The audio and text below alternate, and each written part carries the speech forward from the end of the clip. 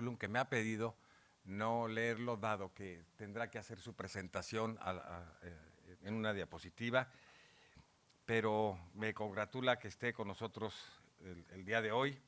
Asimismo, un experto en este país de la práctica de la calidad, el doctor Armando Moreno de la Cruz, también patólogo clínico, vicepresidente de acreditación y calidad de la Asociación Latinoamericana de Sociedades, es decir, de ALAPAC, que aprovecho para hacerles una cordial invitación para el 2026 a nuestro congreso, que va a ser en el norte del país, en Chihuahua, así se llama el estado, el más grande del país, y en el que esperamos verlos por ahí. Es past vicepresidente de la Asociación Peruana de Patología Clínica, miembro del Comité Técnico de Normalización de Pruebas de Laboratorio Clínico y Sistemas para el Diagnóstico In Vitro del INCAL. Yo creo que algunos de ustedes tendrán que ver con las revisiones que hace el doctor de sus productos de laboratorio. Es miembro del Comité Consultivo de la Carrera de Laboratorio Clínico de la Escuela Tecnológica Médica de la Facultad de Medicina de la Universidad Peruana Cayetano Heredia y es experto en la dirección médica y marketing de laboratorio clínico. Me reservo la presentación de la doctora, que será a través de la estación virtual cuando llegue el momento. Si es tan amable, doctor Ahmed Betanjar, tomar el uso de la palabra. Bienvenido. Gracias.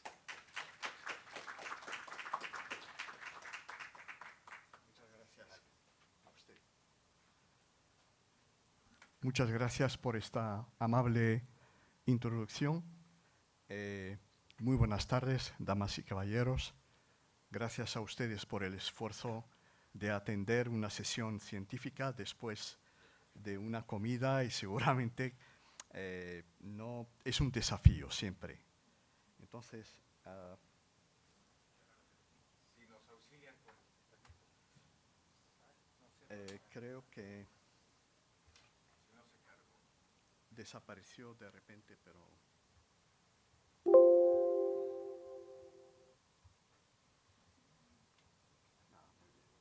pero vamos a cargar. Sí. Perfecto. Muy bien. Ahora basta que... Muy bien. Me encantaría compartir con ustedes esta tarde, dentro del contexto de lo que es una tendencia imparable, que es la tendencia al diagnóstico integral dentro de la sanidad.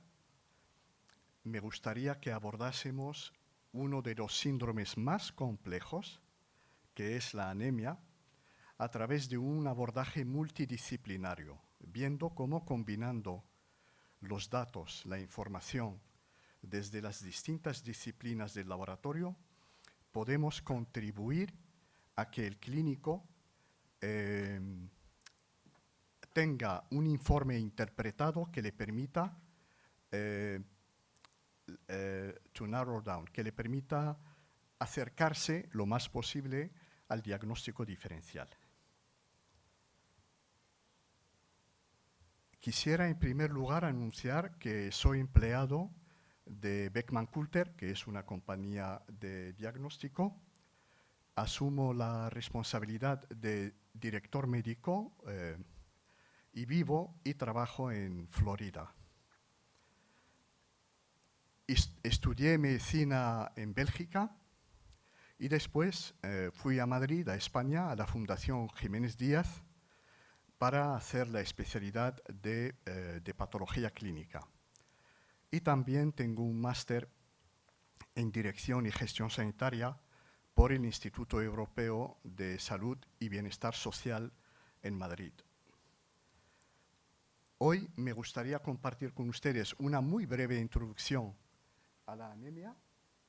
Después veremos cuál es el abordaje óptimo de la anemia desde distintas disciplinas dentro del laboratorio, además del aspecto clínico del paciente, los signos y síntomas, y finalmente la conclusión. En España se publicó este relato por parte del profesor Luis Hernández Nieto, es un catedrático de hematología en las Islas Canarias, y publicó este relato en el que hizo un análisis de los personajes de El Quijote según cómo don Miguel de Cervantes describía los personajes, y él intentaba inferir cuál podría ser la enfermedad hematológica subyacente. Por ejemplo, cuando Miguel de Cervantes describe Dulcinea como la blanca Dulcinea, el profesor Hernández Nieto intuye que posiblemente sea debido a una severa anemia ferropénica y que, como consecuencia, la palidez de la piel hacía que se describió como la blanca Dulcinea. Es un ejercicio muy interesante y les animo, si tienen la posibilidad, a leer este relato. Es interesantísimo. Y empezamos por una breve introducción a lo que es la anemia. Como acabo de decir hace unos segundos, la anemia realmente es muy compleja, es un síndrome muy complejo y, sin embargo, la definición de la anemia por la Organización Mundial de la Salud es muy, diría, simplista, entre comillas. Está basada en puntos de corte en cuanto a la medición de la hemoglobina. Como saben ustedes, en mujeres, cuando la hemoglobina está por debajo de 12 gramos por decilitro, o en hombres cuando está por debajo de 13 gramos por decilitro, ya, digamos, podemos hablar de anemia. No obstante, esta definición muy sencilla, como veremos a continuación, conlleva realmente el desarrollo de una iniciativa investigativa importante para entender la causa subyacente. Como saben, la anemia es un síntoma, no es una enfermedad per se. Y entonces lo que tenemos que hallar es la causa de la anemia, y será cuando curemos la causa de la anemia cuando realmente el paciente podrá decirse libre de la amenaza de sufrir de nuevo esa falta de oxígeno. ¿Cuál es la prevalencia? Unos datos estadísticos muy rápidos. Como ven, según la Organización Mundial de la Salud, la anemia más frecuente es la anemia ferropénica, un 37%. De hecho, al menos en España, por ejemplo, es la mayor causa de consulta en hematología clínica, de lejos, seguida muy de cerca de la anemia de procesos crónicos, la anemia que es secundaria a otras enfermedades crónicas. Y luego vienen los otros tipos de anemia. De modo que cuando el paciente se presenta al médico de familia, se presenta con lo que conocemos como el síndrome anémico, y que es un síndrome más o menos general a todos los tipos de anemia, aunque después hay síntomas específicos de cada anemia específica, como describiremos a continuación, por ejemplo, en relación a la anemia ferropénica, la anemia megaloblástica, etc. De los rasgos clínicos generales, pues afectan principalmente lo que conocemos como cabeza, corazón y músculos y tejidos. El paciente sufre confusión, sufre mareos, depresión, falta de concentración. De hecho, como comentó el doctor, en los niños en edad escolar o incluso preescolar, a veces se nota que el niño puede que esté sufriendo algún problema de salud porque se ve que su rendimiento escolar baja en comparación con los resultados que obtenía anteriormente. Y de ese modo, pues el profesor habla con los padres y si tienen la suerte de investigar qué es lo que está pasando, posiblemente encuentren que está sufriendo una anemia. Y lo mismo pasa también en la parte en la parte cardiovascular, en la que el paciente pues tiene palpitaciones, tiene dispnea, porque como hay poco oxígeno, necesita una taquicardia para compensar la falta de oxígeno y hacer llegar la sangre a los tejidos. Y finalmente, hablando de tejidos, también se ven afectados, como he comentado anteriormente, la palidez, etc. Entonces, cuando el doctor sospecha que el paciente puede estar sufriendo una anemia, el médico de familia o el especialista, después de la anamnesis y después de un análisis de la historia familiar del paciente, de sus condiciones alimentarias, de sus condiciones de vida, el médico va a solicitar un panel de pruebas que, como recuerdan ustedes, la definición de la anemia está basada en la medición de hemoglobina, evidentemente la biometría hemática va a ser la primera prueba solicitada por el médico para corroborar esa anemia. Y entonces, con la biometría hemática va a analizar los eritrocitos, la concentración de hemoglobina, los reticulocitos, etc. No es suficiente, evidentemente, solicitar nada más que una biometría hemática. Ese es el primum movens. Es lo primero que nos va a indicar cómo está la hemoglobina, pero tendrá también que solicitar pruebas de bioquímica clínica y de inmunoquímica para una mejor orientación diagnóstica. Y es lo que vamos a ver a continuación. Y vemos, como comentaba, que con el análisis hematológico obtendremos un perfil de la eritropoiesis y de cómo están los hematíes maduros que circulan en la sangre periférica y de cómo está la hemoglobina. Y en cuanto a las pruebas de química clínica o bioquímica clínica, evidentemente, pues mediremos la sideremia, la ferritina, etc. Y finalmente, con el inmunoensayo, pues mediremos si es, por ejemplo, una anemia macrocítica, como veremos a continuación, los folatos, la vitamina B12, etc. Entonces, cuando hacemos un estudio de anemia, la primera indicación que nos dice que este paciente es anémico, evidentemente, es la hemoglobina. Aparte de la hemoglobina, otros parámetros de la biometría hemática nos permitirán de tener una idea sobre la morfología de esos eritrocitos. Y también necesitaremos saber cuán eficiente es la eritropoiesis.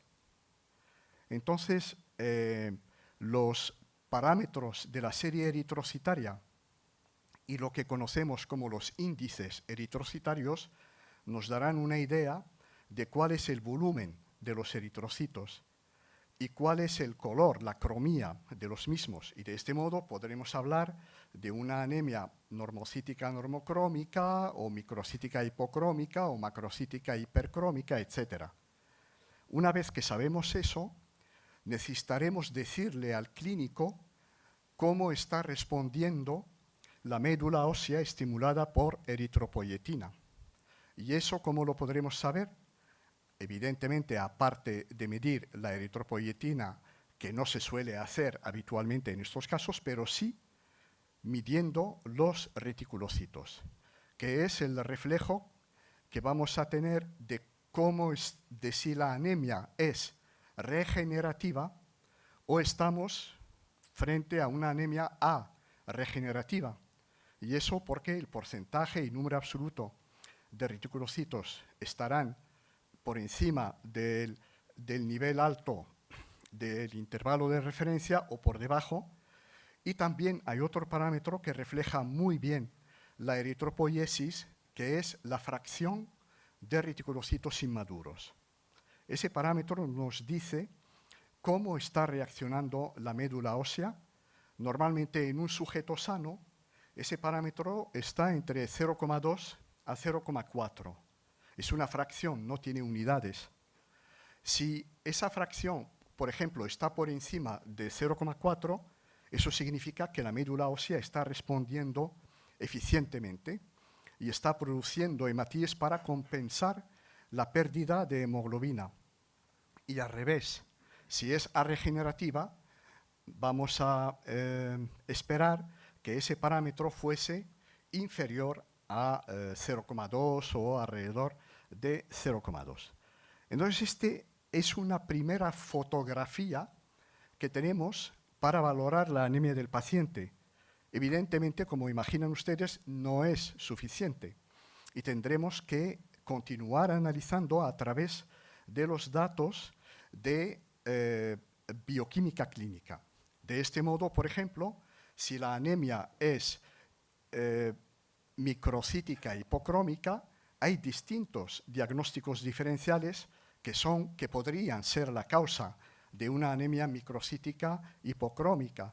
Y para poder, de algún modo, acercarnos a la causa subyacente real, vamos a necesitar analizar los parámetros de sideremia, la transferrina, la proteína C reactiva, para descartar un proceso inflamatorio y la capacidad total de fijación del hierro.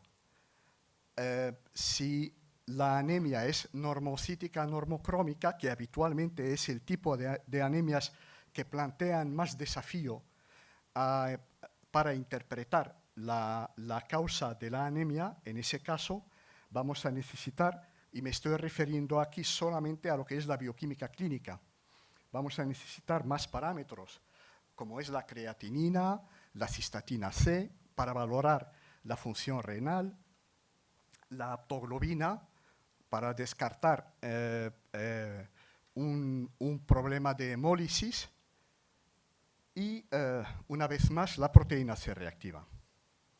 Y finalmente, si es macrocítica, como pueden ver en estos dos casos, en la normocítica y en la macrocítica, el análisis de reticulocitos es fundamental.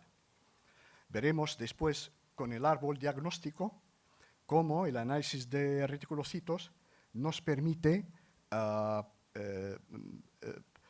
sugerir la solicitud de más pruebas para mejorar el diagnóstico diferencial. Entonces, en el caso de una anemia macrocítica, los parámetros que nos ayudarán es, por ejemplo, la homocisteína, porque si fuese una anemia megaloblástica, como saben, por déficit de folatos o de vitamina B12, la homocisteína, que normalmente cuando el metiltetrahidrofolato libera el radical metil y se transforma en tetrahidrofolato, ese radical metil es captado por la homocisteína que se transforma en metionina. Si tenemos un problema de déficit de folatos o vitamina B12, va a haber un aumento de la homocisteína en sangre periférica. Por ello, es bueno también en ese caso medir la homocisteína, la lactato dehidrogenasa, las enzimas hepáticas, la bilirrubina, pues para valorar si hay un daño hepático, porque como saben, cuando hay un daño hepático suele acompañarse de una macrocitosis. Y finalmente, el análisis por inmunoensayo, que también con el mismo enfoque, dependiendo cómo es la anemia, si es microcítica, normocítica, macrocítica, hay toda una panoplia de parámetros de inmunoensayo que también nos van a ayudar a mejorar la orientación diagnóstica. Entonces, la anemia es muy compleja, como dije, es un síndrome realmente complejo. Hay más de 100 causas subyacentes que producen anemia descritas en la literatura, aquí evidentemente nos vamos a cernir a los más significativos, a los estadísticamente más prevalentes.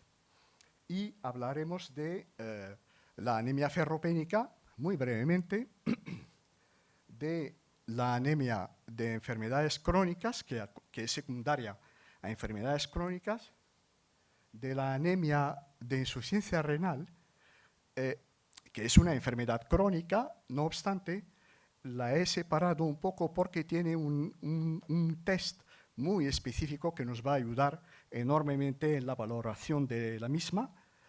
Y finalmente, las anemias megaloblásticas. No me referiré aquí a las anemias que podrían acompañar el déficit de vitamina D, de vitamina A. No tenemos tiempo, en media hora, pues nos ceñiremos a lo que es más habitual.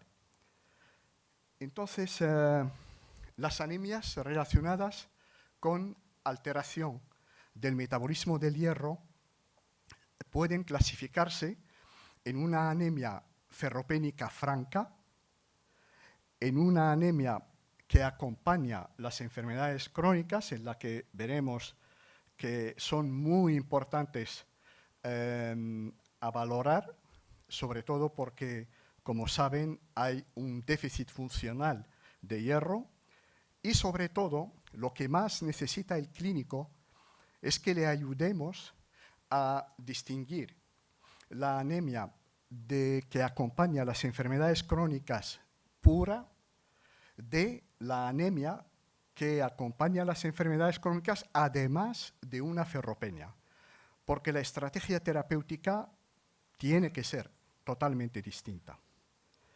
Entonces, el metabolismo del hierro es muy dinámico, y una manera de valorar la causa de la alteración del metabolismo de hierro es analizar los distintos compartimentos de hierro que tenemos en el organismo, que, como saben ustedes, está el departamento de almacenaje, que suelen ser principalmente los macrófagos, los hepatocitos, y es donde se almacena el hierro en forma de ferritina. El hierro es extraordinariamente tóxico y no puede estar libre. Entonces, aunque esté almacenado, estará almacenado como ferritina y estará circulando también unido a la transferrina. El compartimento de almacenaje de hierro representa aproximadamente un 25% a un 30% del total de hierro que tenemos en el organismo. El otro compartimento muy importante que tenemos que valorar es el compartimento funcional. Y ese es principalmente el compartimento que corresponde al hierro ligado a la protoporfirina, que es la hemoglobina. Y ese representa un 60 o un 70% del total. Y finalmente tenemos otros dos ínfimos en comparación con los anteriores compartimentos, que es el compartimento de transporte, que, como acabo de mencionar, unido a la transferrina, estoy controlando la hora, y que representa menos del 1%, y finalmente el compartimento celular, el pool intracelular, que generalmente está en las enzimas, y que también representa menos del 1%. Suominen ha publicado en la revista Blood, que es una revista de gran prestigio en hematología, hace años, este estudio en el que ha valorado y ha demostrado la disminución gradual de la disponibilidad de hierro en función de la gravedad de la anemia, y describe que primero la depleción más significativa primero está en el departamento de almacenaje. Los macrófagos, para responder a una anemia, empiezan a liberar el hierro. Entonces, cuando hay una depleción total de ese departamento, y esa es una anemia prelatente, entonces empieza a verse afectado el compartimento de transporte de hierro, y en ese caso entramos en una anemia que se describe como una eritropoiesis deficiente en hierro, porque no hay suficiente hierro que llega a la médula ósea para producir la hemoglobina. Y finalmente ya la anemia franca, que es cuando hay una depresión total de hierro franca. Y ven que los parámetros que nosotros analizamos no son suficientes para ayudarnos en decir en qué estadio está la anemia. Por ejemplo, este autor recomienda analizar, además de lo que es la hemoglobina, el volumen corpuscular medio, etc., analizar el receptor soluble de la transferrina, porque es un parámetro que permite dar una idea de la respuesta del organismo a la falta de hierro. En los eritroblastos, en la médula ósea, cuando hay una falta de hierro, aumenta la concentración de los receptores de la transferrina, que son los que permiten que el hierro pase al interior de los eritroblastos para producir hemoglobina. Y entonces, una forma de medir ese aumento es a través del receptor soluble, que es una parte que es soluble, que se libera en la sangre periférica y que podemos medir para tener esa idea. Y el autor en este caso recomienda un logaritmo, un índice que combina el receptor soluble de la transferrina y el logaritmo de la ferritina. Bueno, simplemente para los que no están familiarizados con el receptor soluble de la transferrina, eso es un poco la estructura molecular del mismo. Y llegamos de este modo a la anemia que acompaña a los procesos, las enfermedades crónicas. Y como saben ustedes, uno de los problemas en este caso, sobre todo si es una reacción inflamatoria o otro tipo de enfermedad, una infección crónica como la tuberculosis, etc., en este caso hay unos biomarcadores, como es la hepcidina, por ejemplo, cuya producción es estimulada por la interleucina 6. La hepcidina lo que hace es inhibir, por un lado, la absorción del hierro en el intestino o la liberación del hierro a través de la ferroportina en la parte basal de los enterocitos. Y también, y sobre todo, la hepcidina interviene a nivel de los depósitos del macrófago, inhibiendo una vez más la producción de ferroportina para que se pueda liberar el hierro, inhibiendo la producción de ácido ribonucleico mensajero que codifica para la producción de ferroportina. Y de este modo hay una depresión de todos los compartimentos. Y esta es una orientación diagnóstica que, como pueden ver, en color magenta es lo que corresponde a la biometría hemática, en color rojo son las pruebas que corresponden al inmunoensayo y en color verde lo que corresponde a la bioquímica clínica, y ven cómo con este árbol diagnóstico podemos ayudar al clínico a acercarse lo más posible a la causa real de la anemia. Hay otras utilidades clínicas del receptor soluble que no tenemos tiempo de describir aquí. Rápidamente, la anemia de insuficiencia renal es interesante porque es debida principalmente a la falta de producción de eritropoietina, por un lado, y también a la disminución del flujo renal.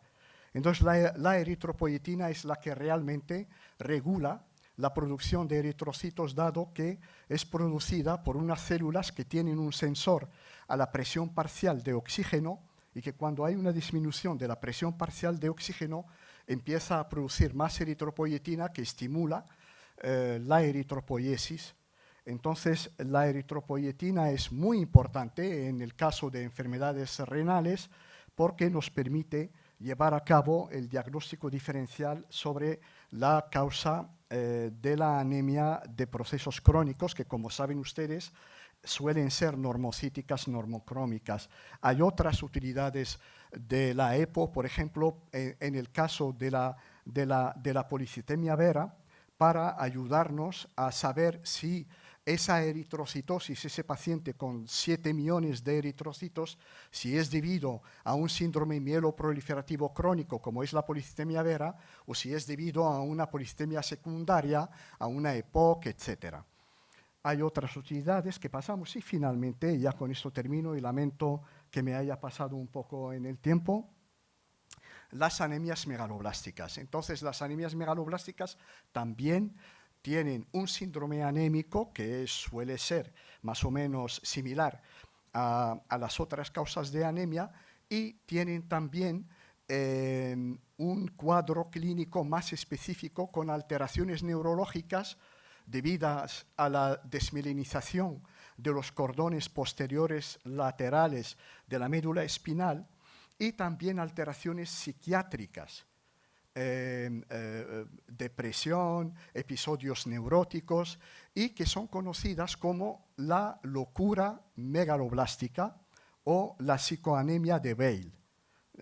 Así se describen. Y las causas son muchas, las causas que pueden producir la anemia megaloblástica. Es decir, las causas cuya consecuencia es un déficit de vitamina B12 o de folatos. Y como saben ustedes, la vitamina B12 y el ácido fólico son factores madurativos porque intervienen en la síntesis del ADN y por ende intervienen en la producción no solamente de los eritrocitos, sino de todas las células en la médula ósea. Por ello, la pleiocariosis no afecta nada más que a la serie roja. Ustedes verán volúmenes corpusculares medios superiores a 120 femtolitros, por ejemplo, pero también verán neutrófilos hipersegmentados y gigantes, y también los eosinófilos y los monocitos son más grandes de lo habitual, con lo cual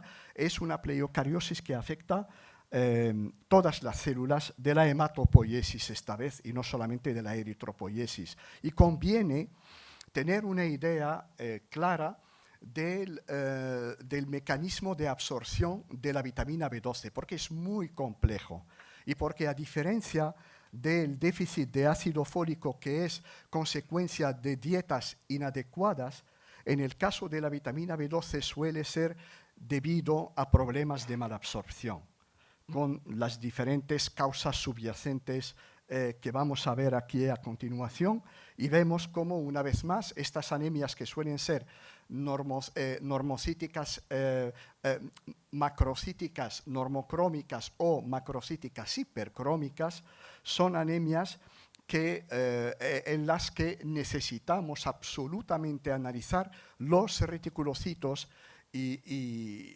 perdonad que insista en ello, porque por causas que desconocemos, el país que más análisis de reticulocitos hace en el mundo es Japón. En Japón, un 30% de las biometrías hemáticas que se procesan en el laboratorio suelen ser acompañadas por un análisis del perfil de reticulocitos. No obstante, en Europa y no sé, aquí en Latinoamérica, ese porcentaje es muchísimo menor y confiamos que en un futuro ustedes saquen más provecho del análisis de reticulocitos y ayuden a los clínicos a tener una mejor orientación diagnóstica. Y ven que los reticulocitos nos van a ayudar a solicitar más análisis, como por ejemplo el folato sérico, el folato eritrocitario, la vitamina B12, que cuando son normales, evidentemente tendremos que investigar otras causas de macrocitosis, como pueden ser aquellas acompañadas a alteraciones hepáticas, a hipotiroidismo o incluso a hipertiroidismo, a síndrome mielodisplásico, etcétera, y el síndrome de Bexas, que espero que al final, cuando hayan preguntas, me pregunten qué es eso del síndrome de Bexas. Y eso nos ayudará a una mejor orientación diagnóstica. En conclusión, decirles que la mejor forma de abordar la anemia es como vemos aquí, con todas estas analíticas que nos permiten, nos ayudan a una mejor orientación diagnóstica, y que la anemia es mucho más común de lo que creemos, y como dijo el doctor al principio, afecta principalmente a niños en edad escolar o preescolar, afecta a mujeres embarazadas, afecta a personas de la tercera edad, que afecta seriamente la calidad de la vida del paciente, que es menos diagnosticada y que el tratamiento permite al paciente mejorar significativamente la calidad de vida. Y espero que nos quedemos todos con lo que dice el hospital, el doctor Stephen Croft,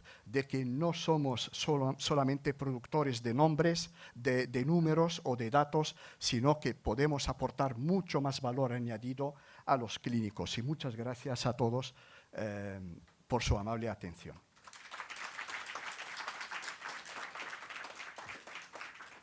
Muchas gracias. Si es tan amable, doctor Moreno de la Cruz, tomar el uso de la palabra.